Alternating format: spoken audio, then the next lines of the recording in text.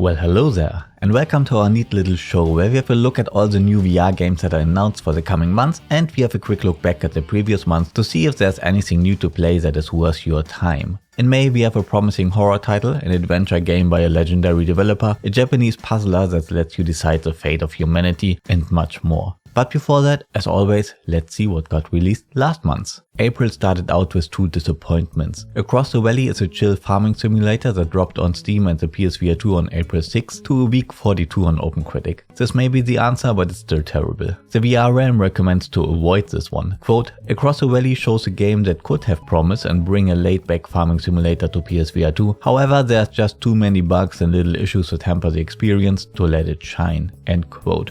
The second disappointment of the month was the co-op shooter Gambit by the studio behind Zero Caliber that also dropped on April 6 on Steam and for the Quest 2. Upload VR did not like this one at all. Quote, a co-op adventure with a ragtag bunch of misfits teaming up to wreak havoc sounds great in theory. Unfortunately, the idea is poorly executed with cheap dialogue, repetitive gameplay and a short campaign that feels unfinished. The overall result is a promising but mediocre shooter that's both underwhelming and forgettable. End quote. On Steam the game currently sits at a 36% mostly negative rating. Oof. But it wasn't the date that was cursed. On the same day the VR mod of Half-Life 2 Episode 2 dropped on Steam. In my preview last month I very confidently said this, the mod is going to be incredible as the work of the Source VR mod team always is. Let's see, 97% very positive, no surprises here. We have 4 games that dropped on April the 13th. There was a stealth release of a VR port of the fairly well regarded puzzle adventure game Call of the Sea only for the Quest 2. There was next to no marketing for and media coverage about this one. Upload VR reviewed it though and they recommend it. Quote, the high suitability for VR along with well designed puzzles and a rich story makes Call of the Sea VR a captivating adventure that will keep you thinking long after the final credits roll. End quote. The most anticipated game of last month was probably Breachers, a 5v5 tactical shooter, basically Rainbow Six Siege in VR by the developers of Hyperdash that also dropped on April 13th on Steam and for the Quest 2. 6 Degrees of Freedom gave it a bombastic 9 out of 10. Quote, it's impossible not to recommend Breachers, unless you hate shooters or just aren't interested in multiplayer gaming. Even then I'd suggest you give it a try, it really is that good. End quote.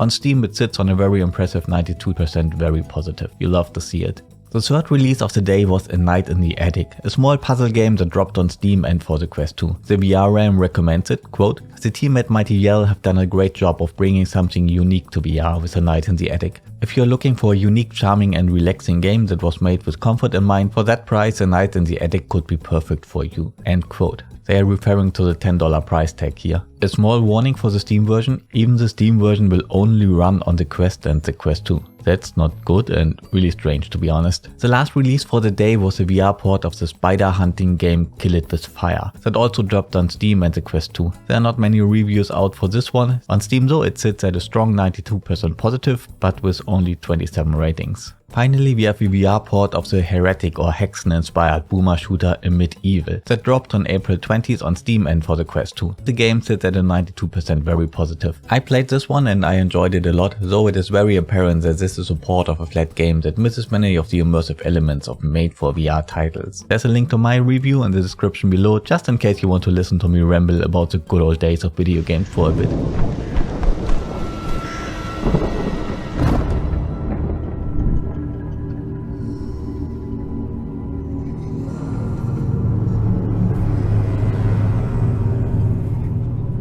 Food's running low. I don't know how long we've been hiding in this stupid kitchen. It's impossible to keep track of time in here. Propagation Paradise Hotel is a story-focused zombie survival shooter. You are trapped in the kitchen of Paradise Hotel. Knowing that your sister is somewhere out there, you will be forced to leave the relative safety of your hiding spot and explore the building's dark passages, gather resources and survive terrifying encounters. The game will have stealth, exploration and action elements. There will be puzzles to solve, you will need to make use of tools that you can store in your inventory. There's a manual reload system and a choice of smooth movement or teleport locomotion. The game is made by French developer Wanadev Studios that are mainly known for their fairly popular Viking metal rhythm game Ragnarok, But Ragnarok was not the studio's first venture into VR gaming. Back in 2020 they released a short and freestanding wave horror shooter called Propagation, more of a tech demo or a proof of concept than a game. It has some pretty good gunplay, is actually really scary and even has a boss fight with decent mechanics. If you haven't already, you can try it out right now, it's free on Steam, but only if you don't have arachnophobia, trust me. With Paradise Hotel, Wonderdev expands their concept into a full-fledged video game, so they already had a pretty good foundation on which to build upon. Propagation Paradise Hotel will release on Star Wars Day on Steam and for the Quest 2. A PSVR 2 release is planned, but without a date yet. Ashley, I'm coming. Welcome to Nevermont, the most calm and peaceful city. Well, at least it was one day. Now it's a total mess here. Requisition is a zombie sandbox crafting game with a unique twist that you can weld together nearly anything to construct your individual zombie killing implements. The game released into early access on Steam in October last year and sits right now at a respectable 77% mostly positive rating. There's a story mode and a horde mode which you can play solo and up to 4-player co-op. There's also a PvP mode where you try to lure other players into your improvised traps. Requisition gets its full release also on Star Wars Day. The 1.0 update brings a new survival mode where you will have to take care of your hunger, scavenge for resources and of course craft crazy contraptions. A PSVR 2 version was hinted at a while back, but so far there's no release date for that.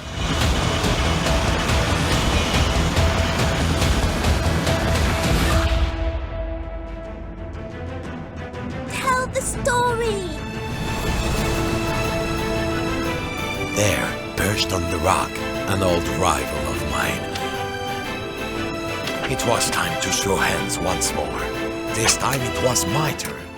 Another Fisherman's Tale, the sequel to A Fisherman's Tale, is a puzzle adventure game with a charming story and unique puzzle mechanics. Your hands are kind of modular, you can detach and throw them to explore areas and grab distant objects. You can also replace them with different tools that you need to solve puzzles in order to discover the secrets of Bob's past. The game features more locations to explore in a journey through fantastical worlds filled with wonder and magic. That was a quote from the game's website. It is supposed to be about 5 to 6 hours long, so a lot longer than the first game, which you could complete in an hour or so. I reviewed the first one and I did recommend it. Despite its short playtime, it is a very charming experience with unique puzzle mechanics that really are unlike anything I had seen before. It seems they are trying to build upon the charm and characters of the first game while again completely reinventing the game's mechanics. I guess this will be a good one. Another Fisherman's Tale is scheduled to release on May 11th on Steam, the Quest 2 and the PSVR 2.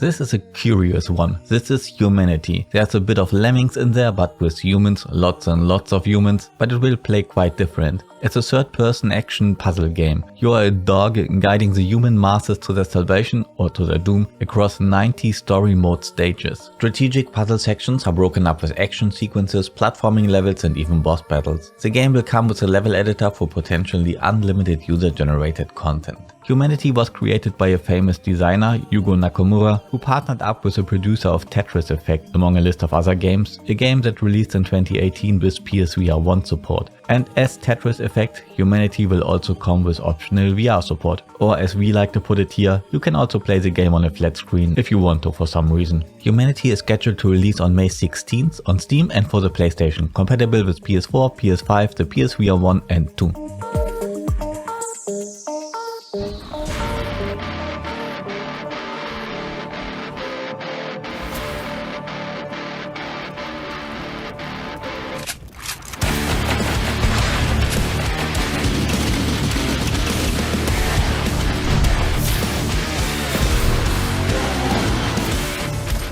Dead Hook is a fast-paced roguelike shooter. Take on the role of Adam Stone, a mercenary, smuggler, thief and devoted husband, and explore the elder planet Resurrect. There will be a wide variety of enemies and bosses for you to dispatch, legendary weapons to find, and a whole lot of buffs and permanent upgrades to customize your character with. Despite its roguelike nature, the game will actually have a storyline which lets you face tough choices and unexpected twists.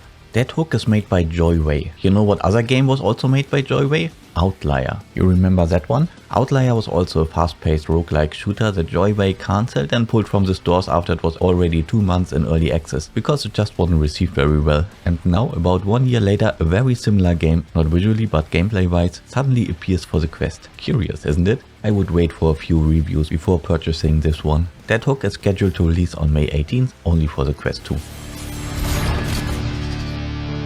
This ground firmament hangs by a thread. You.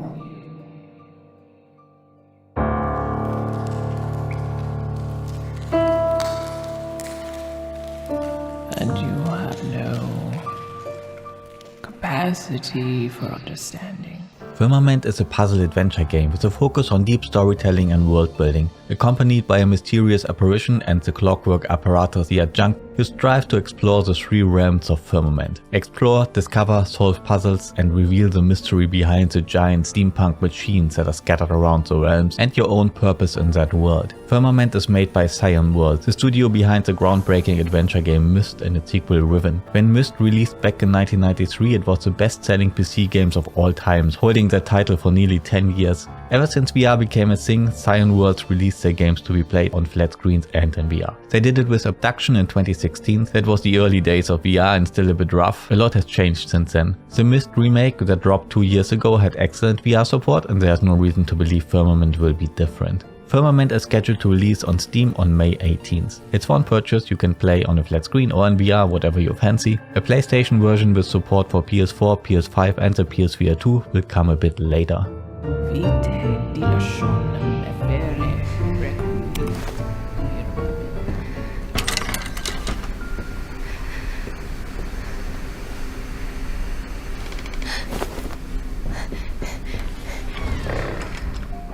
They called Search and Rescue a suspenseful, family-friendly VR experience set in the Hello Neighbor universe. So in Hello Neighbor you break into your neighbor's house and try to find out what secrets he hides in his basement. In this VR spin-off you know what he is hiding in the basement, your buddy. So you must sneak in again and avoid getting caught again. But this time you have reinforcements. You can switch between the perspective of different rescue squad members at any time, and you will need the skills of each team member to solve puzzles, unravel mysteries and reveal new pathways. Tiny built and trusted the development of Search and Rescue to Steelwool Studios that are mainly known for the extremely popular Five Nights at Freddy's Help Wanted, which is a collection of Five Nights at Freddy's games, all with VR support. This Hello Neighbor thing seems to be right up their alley. Hello Neighbor Search and Rescue is scheduled for a release on May 25th on Steam and the PSVR 2.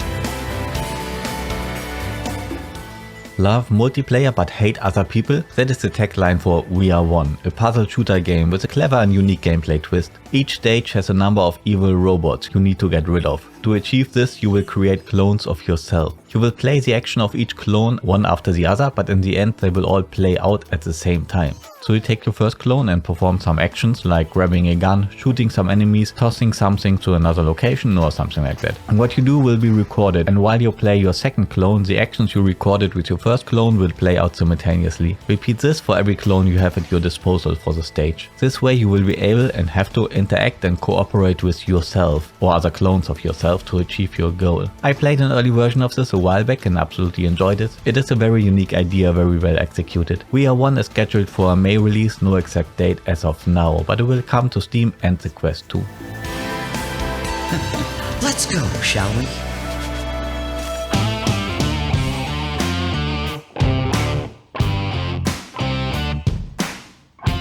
Before we say goodbye, we have a couple of ports and one delay announcement. The extremely popular Walkabout Mini Golf, first released in 2020 for Oculus devices but is now available basically everywhere except the PlayStation, that is going to change. On May 11th, everybody's favorite VR mini golf simulation will be available on the PSVR 2.